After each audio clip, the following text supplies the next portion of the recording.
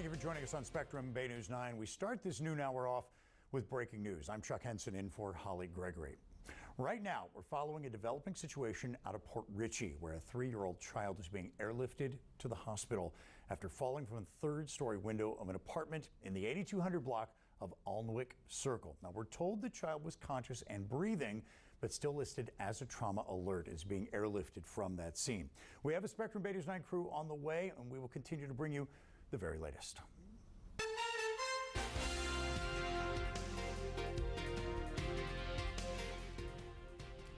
Today marks day 13 of the John Chuck murder trial, the man accused of dropping his daughter off the Dick Meisner Bridge.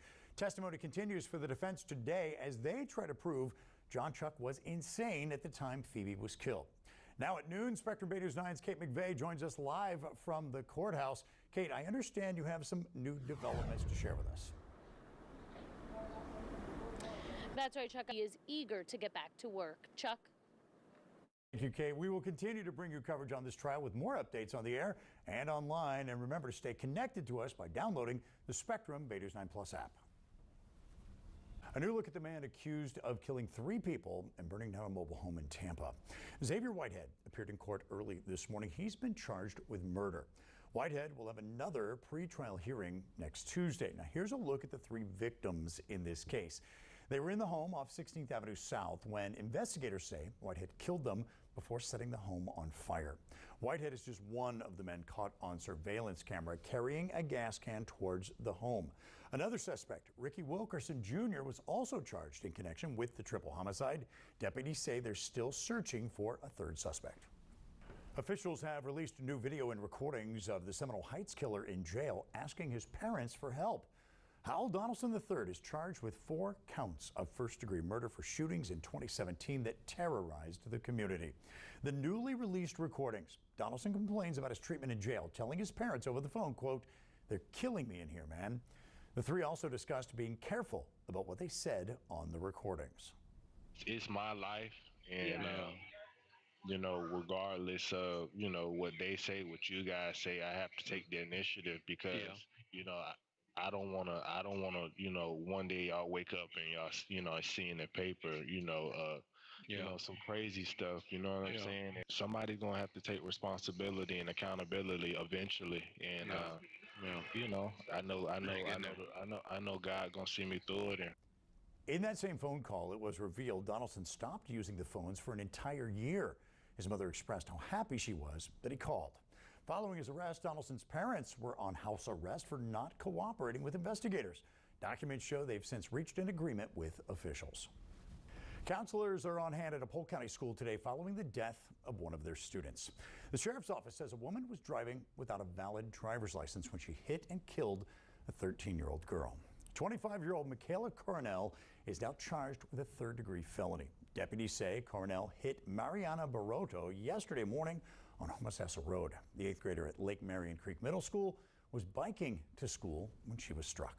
Deputies say Coronel told them she was in the U.S. on a visitor's pass from Argentina, but did not have a driver's license. New information tying the Boeing investigation to Florida. A sensor believed to be at the center of the Lion Air crash in Indonesia was worked on at a repair shop in Miramar. Bloomberg reports mechanics at the shop Extra Aerospace worked on the sensor installed on the plane the day before it crashed in October. All 189 people on board were killed. The shop released a statement saying, in part, it is fully committed to supporting any investigations. Extra Aerospace is not linked to the other deadly plane crash in Ethiopia.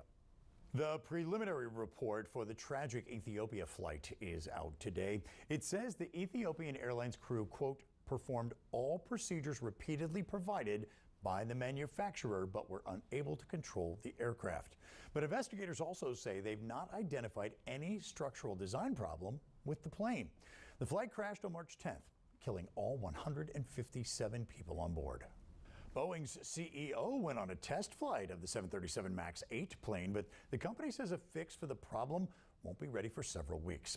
Boeing says the software worked as intended during yesterday's flight, but more testing still needs to be done. Boeing will submit work to the FAA for review before the planes are allowed back in the air. The grounding has caused flight cancellations nationwide. Today, Port Richey will have a special meeting to try and figure out what's next for the city council.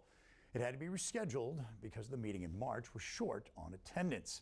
A council member was missing from the meeting, and we're told that same council member, Richard Bloom, plans to hand in his resignation this evening so he can run for mayor of Port Richey. City's had trouble with mayors in that position. First, former Mayor Dale Massad was charged with practicing medicine without a license, and during his arrest, he's accused of firing shots at deputies. Massad is still in jail with no bond. Then, acting Mayor Terrence Rowe was also arrested in connection to that case. In addition to finding a new mayor, the city council also needs to fill Rowe's seat, which he left to become acting mayor. There will be a special election in June. Continuing coverage now on the Panama City wildfire. It started last weekend, fueled by Hurricane Michael debris.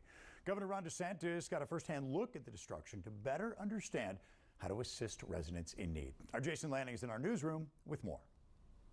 Officials